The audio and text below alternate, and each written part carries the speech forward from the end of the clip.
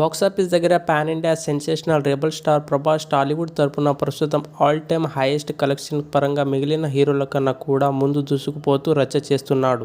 Baahubali సిరీస్తో pan India craze సొంతం చేసుకున్న ప్రభాస్ తర్వాత చేసిన సినిమాల్లో ఒక రాధేశ్యామ్ సినిమా విషయంలోనే తీవ్రంగా విఫలం అవ్వగా మిగిలిన సినిమాల కలెక్షన్ సాలిడ్గానే ఓపెనింగ్ను అందుకున్నాయి.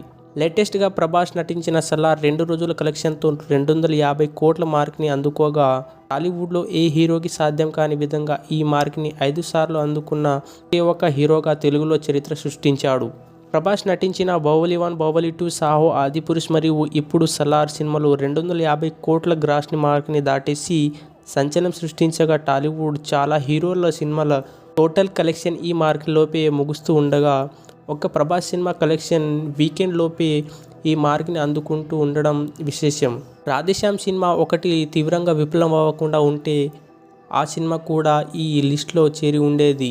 ఓవరాల్గా సలార్ సినిమాలతో సూపర్ రెస్పాన్స్ను ఆడియన్స్ నుండి సొంతం చేసుకున్న ప్రభాస్ ఇక బాక్సాఫీస్ దగ్గర ఈ సినిమాలో ఎలాంటి కలెక్షన్తో రచ్చ చేస్తాడో చూడాల్సి ఉంది. వీడియో నచ్చితే లైక్ చేసి సబ్స్క్రైబ్ చేసుకోండి. అలాగే డార్లింగ్ ఫ్యాన్స్ ఉంటే కామెంట్ అయితే తప్పకుండా చేయండి. Thank you.